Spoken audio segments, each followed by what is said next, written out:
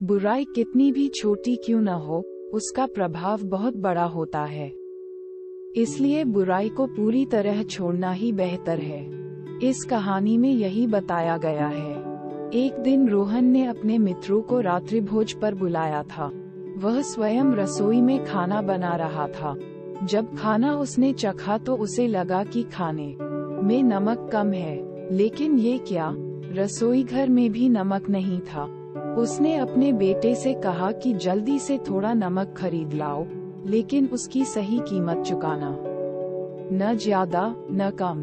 बेटा बोला, पिताजी मुझे पता है कि किसी चीज का ज्यादा दाम नहीं चुकाना चाहिए, लेकिन अगर मैं मोलभाव करके कुछ पैसे बचा सकता हूँ तो उसमें क्या बुराई है।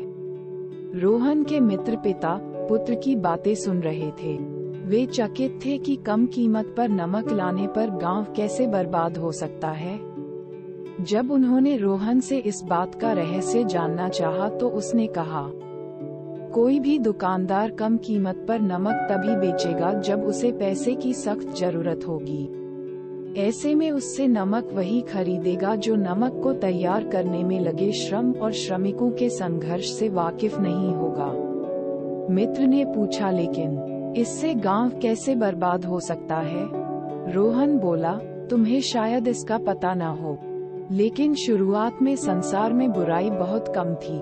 आने वाली पीढ़ियों के लोग उसमें अपनी थोड़ी थोड़ी बुराई मिलाते गए। उन्हें हमेशा यही लगता रहा कि आटे में नमक के बराबर बुराई से संसार का कुछ नहीं बिगड़ेगा। लेकिन देखो बुराई अब कितनी बड़ी हो चुकी है।